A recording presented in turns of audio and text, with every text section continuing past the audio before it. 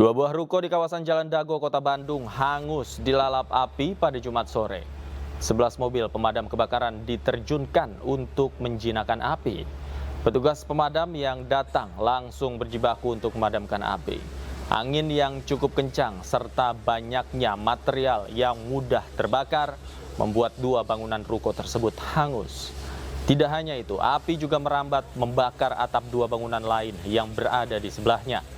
Kebakaran diduga dipicu karena kompor yang lupa dimatikan.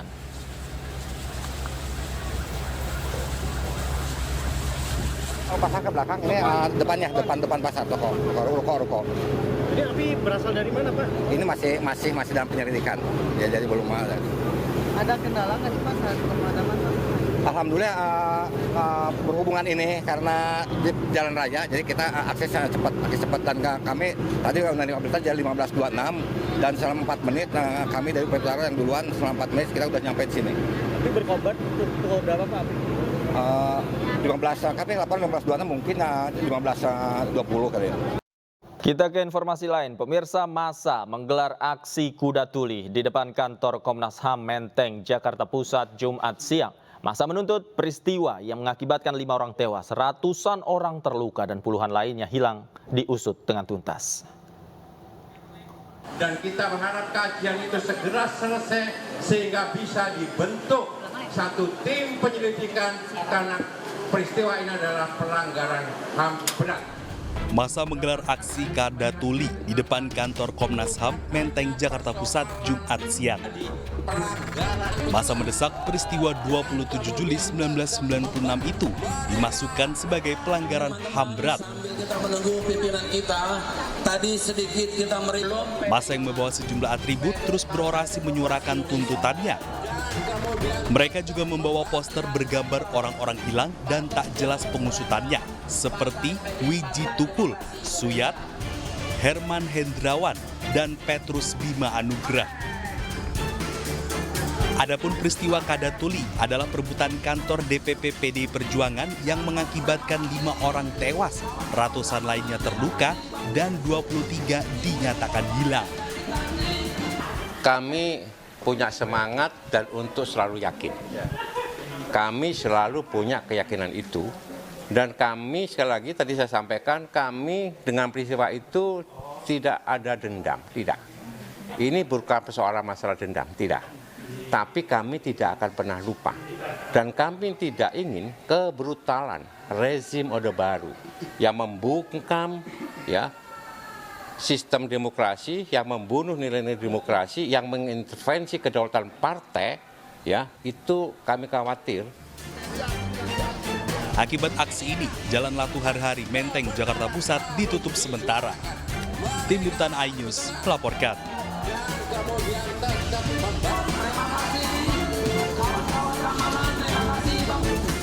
Kita ke informasi lain, pemirsa, warga meneriakan yel-yel dukungan untuk Saka Tatal saat jalani sidang lanjutan peninjauan kembali. Dukungan mengalir karena massa yakin Saka Tatal tidak terlibat kasus pembunuhan Vina dan Eki.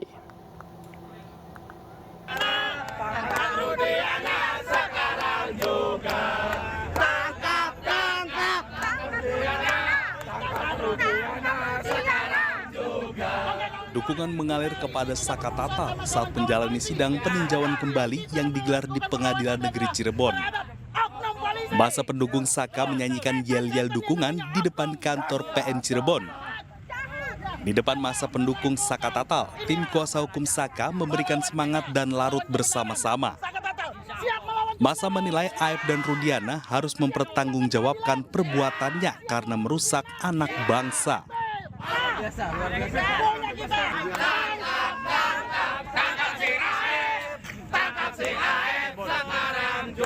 Saka Tatal juga diyakini tidak terlibat sama sekali dengan kasus pembunuhan Vina dan Eki. Hari ini yang kita hadir di sini oleh sebab musababnya adalah perbuatan Rudiana. Ya, manusia yang paling kejam saat ini adalah orang yang saat ini menjadi Kapolsek. Ya, maka menurut saya dia tidak pantas jadi Kapolsek. Ya, dia pantasnya ada di jeruji besi, bukan ada di kantor polisi. Ya, dan juga hari ini juga dia sudah melakukan perlawanan terhadap Kapolri dengan menggunakan jasa-jasa advokat swasta. Pada lanjutan sidang peninjauan kembali hari ini, termohon dari pihak jaksa penuntut umum menolak pengajuan dan dalil dari Saka Tatal.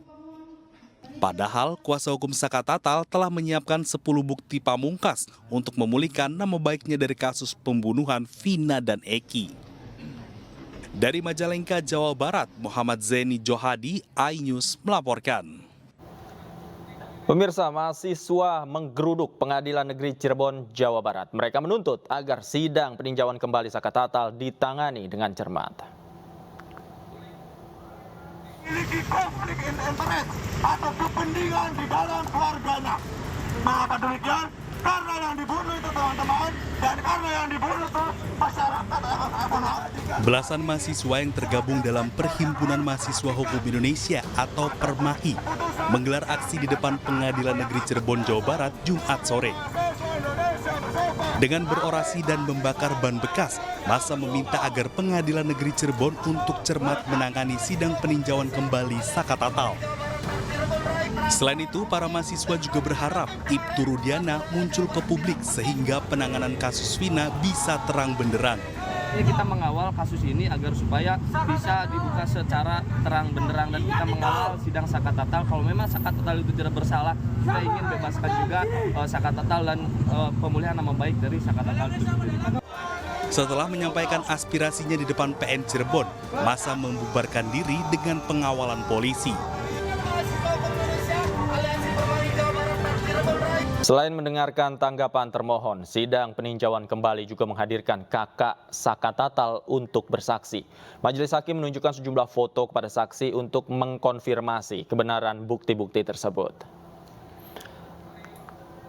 Pemirsa, inilah suasana persidangan peninjauan kembali di Pengadilan Negeri Cirebon pada hari ini. Sesuai permintaan hakim, pemohon menghadirkan saksi fakta untuk novum atau bukti baru yang diajukan pihak Saka Tatal. Selis, kakak kandung Saka Tatal, hadir sebagai saksi fakta yang mengaku mendapat bukti berupa beberapa foto terkait tewasnya Vina dan Eki. Sebelum bersaksi, Selis sempat diambil sumpahnya. Selis mengucap sumpah bahwa dirinya menemukan bukti berupa foto dan surat yang belum pernah diajukan di persidangan.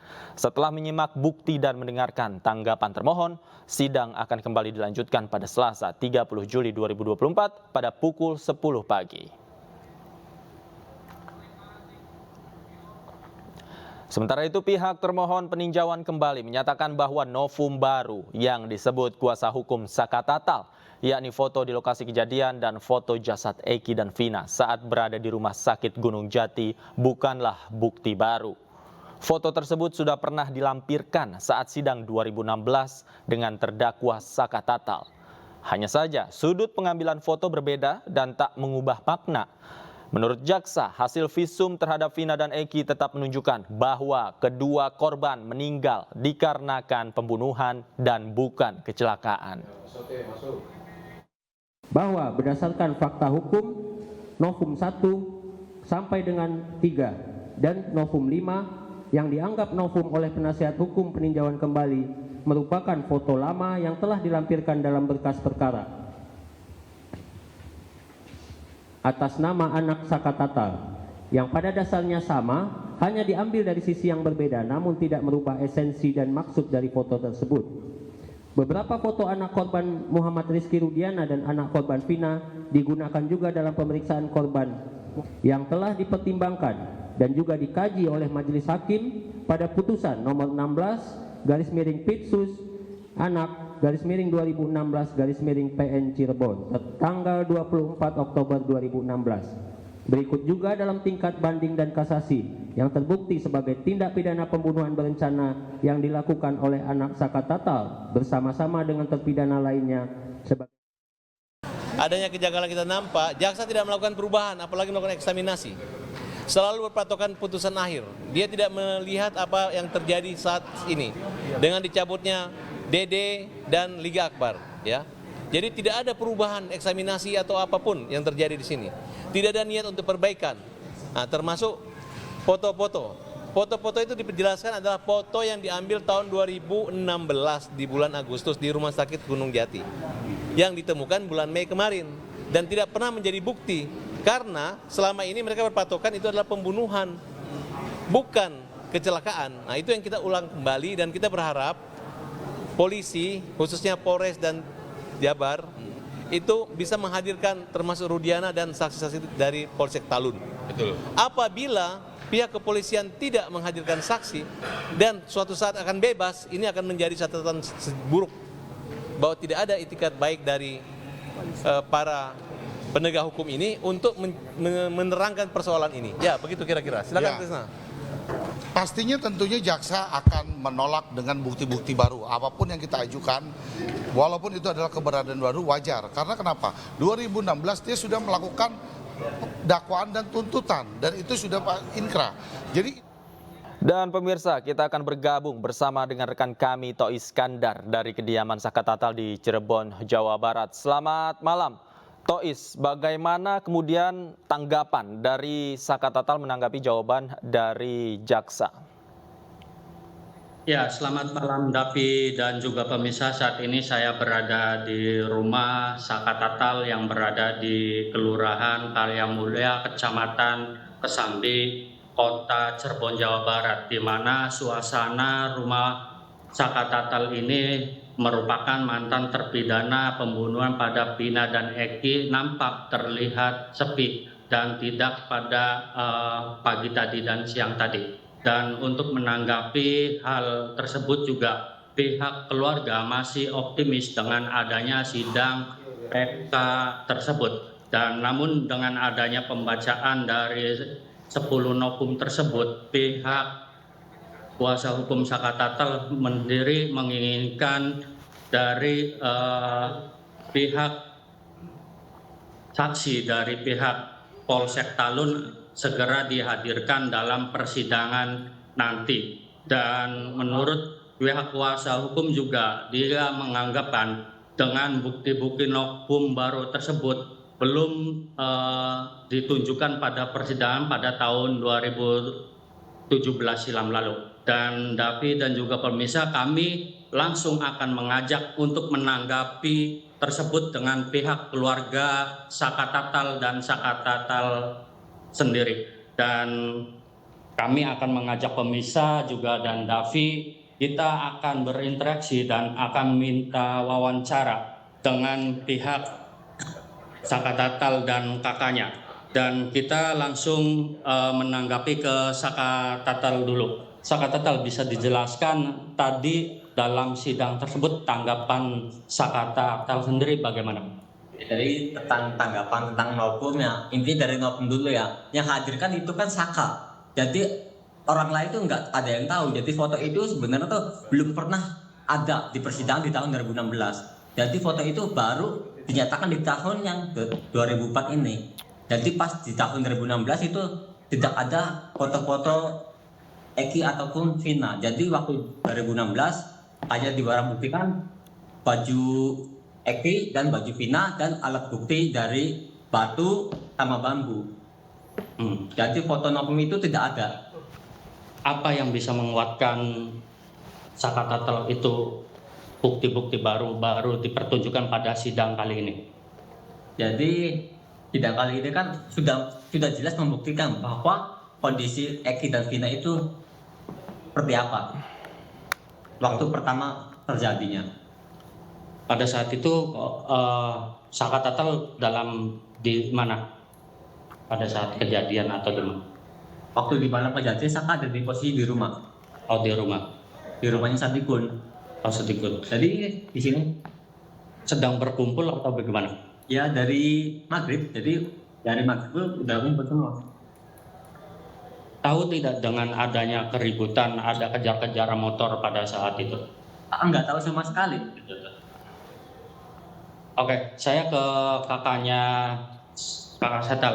Bu, bisa dijelaskan tanggapan sebagai keluarga dengan persidangan PK tadi siang bagaimana? Tanggapannya seperti apa, Bu? Alhamdulillah, tadi ada kesempatan luar biasa, cuma saya minta maaf tadi gugup banget. Jadi saya sampai lihat catatan kan karena saya takut, benar-benar takut lupa karena saya itu benar-benar pelupanya tingkat dewa. Jadi maaf banget kalau barangkali disangkanya setting atau saya itu emang benar-benar pelupa apa setiap mau belanja apapun saya dicatat. Jadi saya minta maaf apabila disangkanya itu bohong gitu. Saya benar-benar apa yang saya ketahui saya katakan, makanya kenapa Pak punten saya Min. Jadi saya mau lihat secara jelas, jangan sampai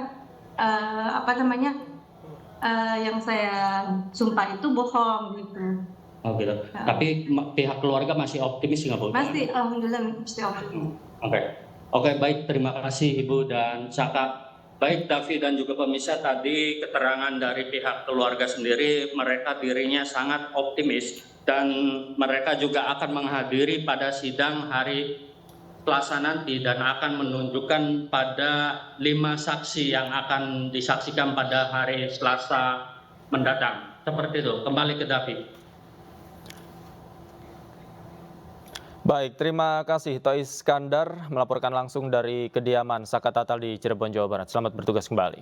Pemirsa, dalam sidang peninjauan kembali yang digelar kemarin, Saka Tatal mengajukan 10 bukti pamungkas. Bukti pamungkas ini diharapkan bisa memulihkan nama baik Saka Tatal dan memperkuat fakta bahwa Saka Tatal tidak terlibat sedikit pun dalam pembunuhan Vina dan Eki.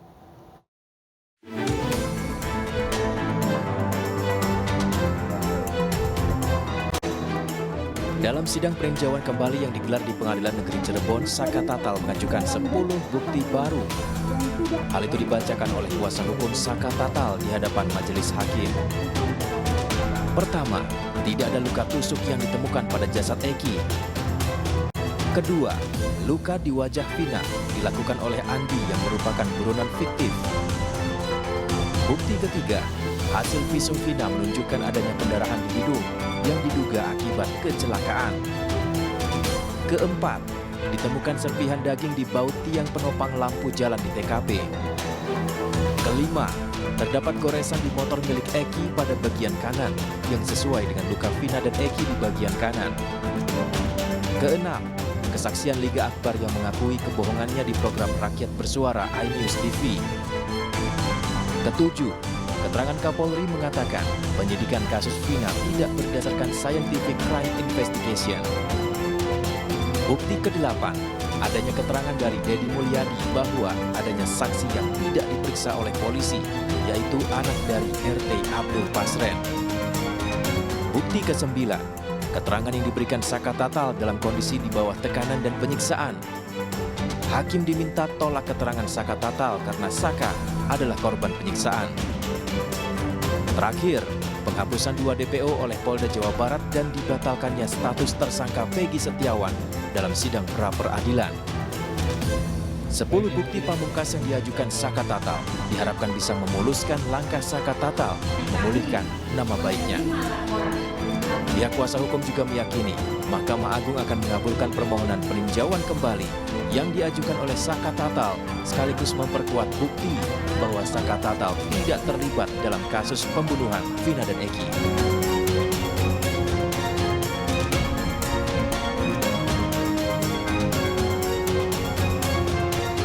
Kembali di Newsroom, pemirsa, praktisi hukum Rasman Arif Nasution menilai sidang peninjauan kembali Saka Tatal menabrak keputusan hukum yang sudah inkrah.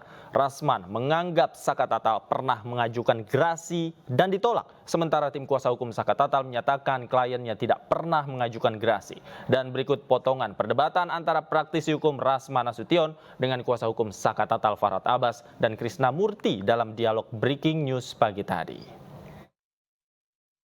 Sidang Saka Tatal ini menabrak undang-undang sendiri, menabrak putusan hakim sebelumnya. Apa itu? Maaf, dalam konteks hukum maksud saya bukan majelis, tetapi Saka Tatal dan 7 orang terpidana lain sudah mengajukan permohonan gerasi kepada Bapak Presiden Jokowi dan itu telah ditolak oleh Bapak Presiden Jokowi. Jadi penolakan ini menurut saya menjadi landasan yang paling yuridis untuk tidak dan atau ditolaknya PK. Tetapi kalau hakim ingin menabrak putusan dalam konteks putusan hakim 2016-2017 yang juga oleh Majelis Hakim Cirebon yang menyatakan bahwa ke-8 orang ini plus 3 orang DPO itu divonis bersalah. Nah karena itu menurut saya hakim harus benar-benar hati-hati, mencermati, dan kalau sampai ini diterima, menurut saya akan muncul banyak persepsi tentang bagaimana penegakan hukum yang benar. Mas Rosman, bahwa mungkin untuk 7 terpidana lainnya mereka pernah mengajukan gerasi, tapi untuk kita tidak pernah punya catatan kita mengajukan gerasi, makanya kita mengajukan PK sampai saat ini. Ya, yang pasti Saka Tatal belum pernah mengajukan gerasi. Mungkin dilanjutkan. Sekarang banyaknya saksi yang mencabut-cabut keterangan, bahkan siap masuk penjara apabila tidak benar dan mengatakan bahwa ini adalah rekayasa dari Rudiana dan diarahkan oleh Rudiana. Karena memang terbukti saksi tersebut tidak pernah hadir di pengadilan, hanya sumpah saja. Nah, disinilah kita menganggap bahwa adanya rekayasa penyidikan, penuntutan, dan maupun pengadilan. Dengan dikabulkannya pra-peradilan Peggy, berarti kan hilang DPO, hilang pelaku-pelaku utama yang punya peran dalam membunuh, memperkosa Vina dan Eki. Nah, di sini adalah upaya terang kami menderang menjadi perhatian seluruh Indonesia. Semoga para hakim nanti di Mahkamah Agung bisa menganulir kembali putusan, kemudian mengembalikan kembali harkat martabat kehormatan daripada Saka Tatal dan seluruh narapidana yang dihukum dengan tanpa kesalahan mereka, yang mana kita menyimpulkan kemarin itu adalah merupakan kecelakaan dan pernah diolah TKP oleh Polsek Talun, khususnya mengenai kecelakaan lalu lintas, dengan menyerahkan beberapa poin hukum yang mungkin itu akan menjadi pertimbangan dan kenapa kita melakukan PK saat ini. Jadi saya minta agar kalau saudara-saudara mengajukan PK, maka ajukanlah sesuai dengan konteks penegakan hukum itu sendiri. Kemudian, kalau ini ternyata ditolak, jangan nanti mengatakan bahwa ini hakimnya tidak fair, hakimnya rekayasa, sama dengan yang kemarin-kemarin. Tapi kalau ini diterima, silakan. Polisi kan sudah samaan wa ta'atan. Polisi sudah patuhi. Begitu Peggy Setiawan dinyatakan bahwa harus dikeluarkan dari penjara, polisi turun nurut. Tapi saya dapat informasi kemarin sore bahwa polisi sedang melakukan tahapan-tahapan penyelidikan, mengumpulkan novum baru untuk juga melakukan penyidikan. Itu hak polisi kan? Tetapi yang saya ingin katakan bahwa proses penegakan hukum PK Tatal ini, menurut saya, Saka Tatal ini, kalau ini sampai dikabulkan, ini akan menimbulkan keresahan baru dalam konteks penegakan hukum. Ya, bukan pada pribadi Saka Tatal, dalam konteks penegakan hukum. Maka tidak ada pilihan lain. Itu sebenarnya ada dua paham. Kalau misalnya untuk perkara biasa yang sudah mengajukan gerasi.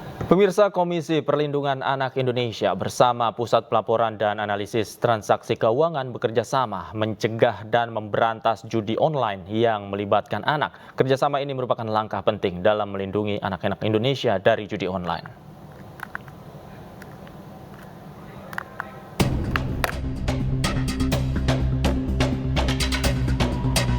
Komisi Perlindungan Anak Indonesia bersama Pusat Pelaporan dan Analisis Transaksi Keuangan merilis data terbaru tentang transaksi judi online yang melibatkan anak-anak.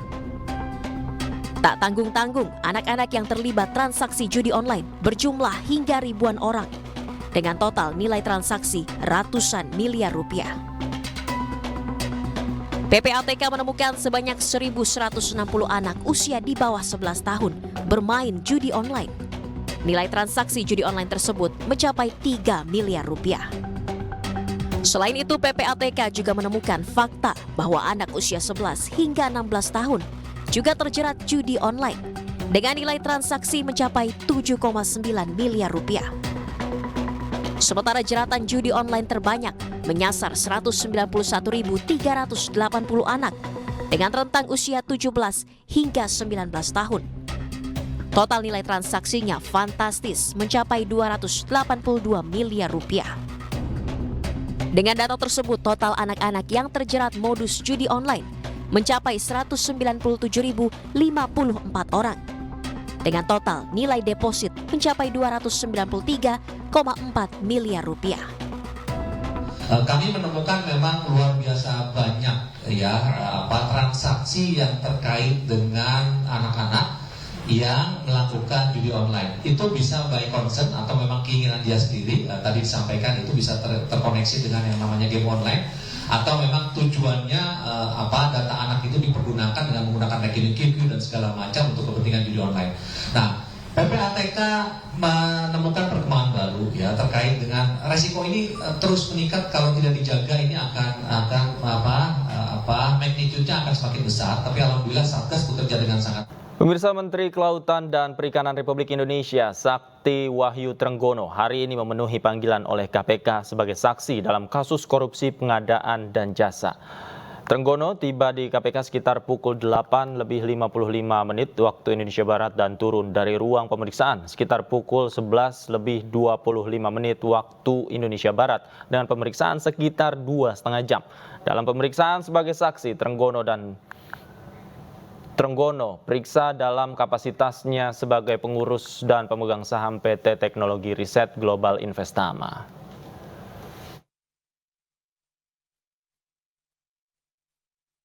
Jadi sebagai warga negara yang baik tentu saya harus membantu KPK ya. Saya membantu, ini saya dikasih makan ya.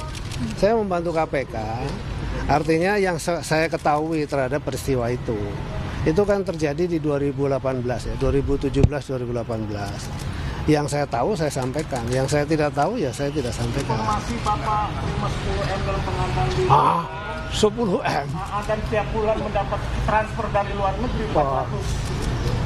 Sementara itu, pemirsa, Kejaksaan akan mengajukan kasasi terhadap vonis Pengadilan Negeri Surabaya yang membebaskan pelaku pembunuhan sekaligus anak mantan anggota DPR Ronald Tanur. Kejaksaan menilai pertimbangan hakim tidak masuk akal.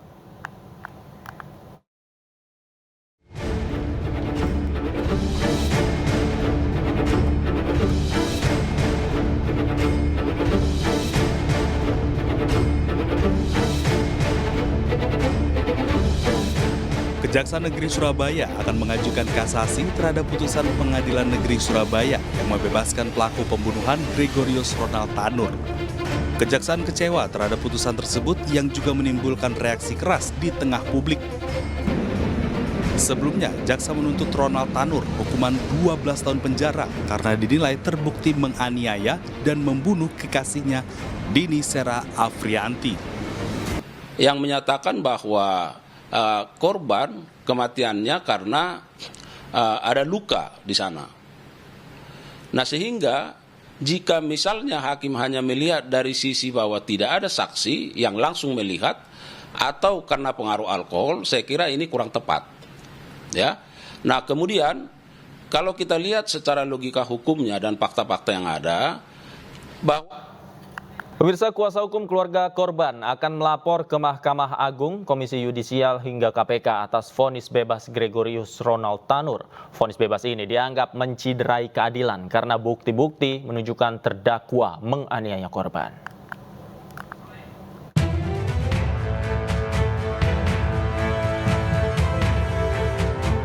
Kecewa dan prihatin, tim Majelis Hakim Pengadilan Negeri Surabaya yang memvonis bebas terduga pelaku pembunuhan Gregorius Ronald Tanur dalam kasus pembunuhan pacarnya sendiri, Dini Sera Afrianti, di sebuah klub malam di Surabaya Oktober 2023 silam. Tim kuasa hukum korban akan melaporkan 3 orang tim Majelis Hakim Pengadilan Negeri Surabaya ke Mahkamah Agung. Tim kuasa hukum akan melaporkan kasus vonis bebas kasus pembunuhan itu ke Komisi Yudisial dan Komisi Pemberantasan Korupsi. Karena diduga ada permainan uang dalam vonis bebas itu. Kami merasa sangat kecewa, sangat prihatin, dan tentunya kami mengecam putusan yang dibacakan oleh 3 majelis hakim dari Pengadilan Negeri Surabaya yang membebaskan tersangka GRT. Yang mungkin kecewa. Kembali di Newsroom, pemirsa, Majelis Ulama Indonesia menyatakan perbuatan Wanda Hara adalah perbuatan yang tidak dibenarkan ajaran Islam. MUI juga menganggap apabila dianggap meresahkan masyarakat, perbuatan Wanda bisa diberikan teguran secara hukum. Apa yang dilakukan oleh Wanda Hara itu sesungguhnya merupakan perbuatan yang tidak dibenarkan dalam ajaran Islam. Karena dia merubah berpakaian dan berperilakunya tidak sesuai dengan keadaan fisiknya yang terlahir sebagai laki-laki dan bernama laki-laki. Kemudian memasuki dan bergaul bersama-sama kaum muslimah di dalam satu pengajian. Tentu ini perilaku yang sangat tidak dibenarkan. Akan tetapi, ya tadi dengan lubuk hati yang paling dalam dan beliau sudah menyatakan penyesalan dan mohon maaf, tentu ya kita maafkan. Nah, itu sebagai muslim dan muslimah. Akan tetapi, apabila itu dianggap menjadi dan membuat keresahan di masyarakat dan khawatir juga dilakukan oleh orang lain yang juga akan melakukan hal yang sama, maka saya kira ada baiknya yang dilakukan oleh warga negara dan advokat itu untuk melakukan teguran melalui hukum. Sebelumnya, penata busana Wanda Hara alias Irwansyah dilaporkan ke Barreskrim Polri karena bercadar saat mengikuti kajian seorang ustadz. Wanda dilaporkan dengan tuduhan penodaan agama.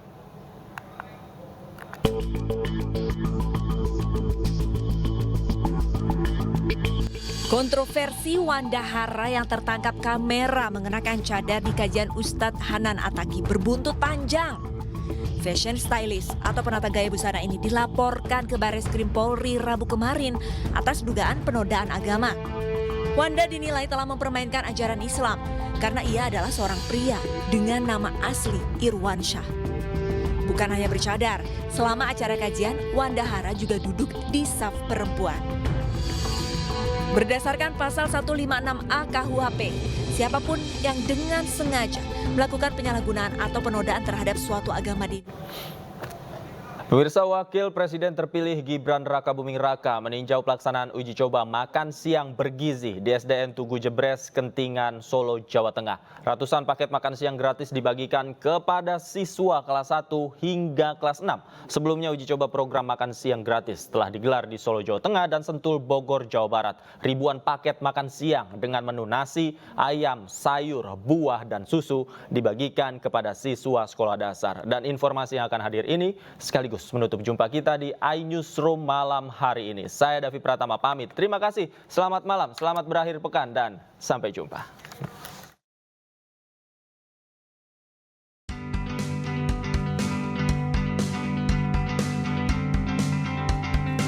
Program makan siang bergizi gratis dari Presiden dan Wakil Presiden terpilih Prabowo Subianto Gibran Rakabuming Raka mulai diuji coba di sejumlah wilayah di Indonesia.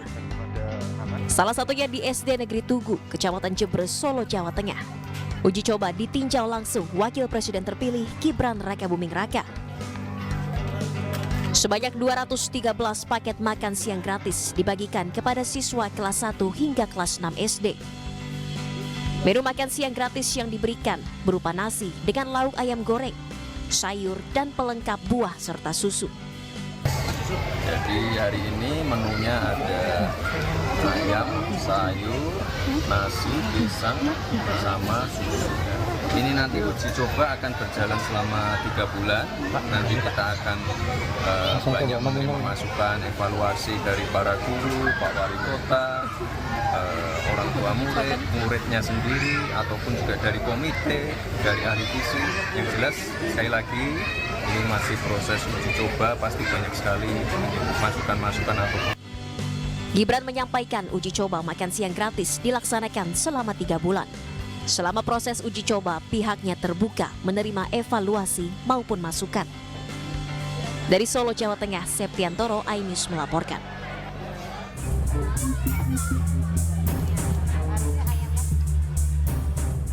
Uji coba program pemberian makan bergizi gratis bagi anak sekolah dilakukan di Kota Solo. Salah satunya di Sekolah Dasar Tugu 120 di Jalan Halilintar, Kentingan, Jebres, Solo pada Kamis siang. 213 paket makanan disajikan bervariasi dan disesuaikan dengan kebutuhan gizi anak-anak yang terdiri dari nasi, sayur, lauk hewani dan nabati, buah serta susu. Paket ini diberikan kepada seluruh siswa dari kelas 1 hingga kelas 6 sekolah dasar. Uji coba pemberian makanan bergizi gratis buat anak sekolah. Jumlahnya ada berapa Ibu? 213. Tujuannya untuk apa Ibu dengan pemberian ini Bu? Ya pertama untuk menambah gizi anak, yang kedua juga untuk mengedukasi anak-anak bahwa dia sebaiknya makan yang seperti ini karena dia anak-anak masih pada saat masa tumbuh kembang perlu makanan bergizi yang seperti ini. Uji coba ini berlangsung selama 12 hari, mulai dari 25 Juli hingga 8 Agustus 2024. Uji coba makan siang gratis merupakan kerjasama antara pemerintah Kota Solo dengan pihak swasta untuk menyediakan makanan bergizi bagi siswa.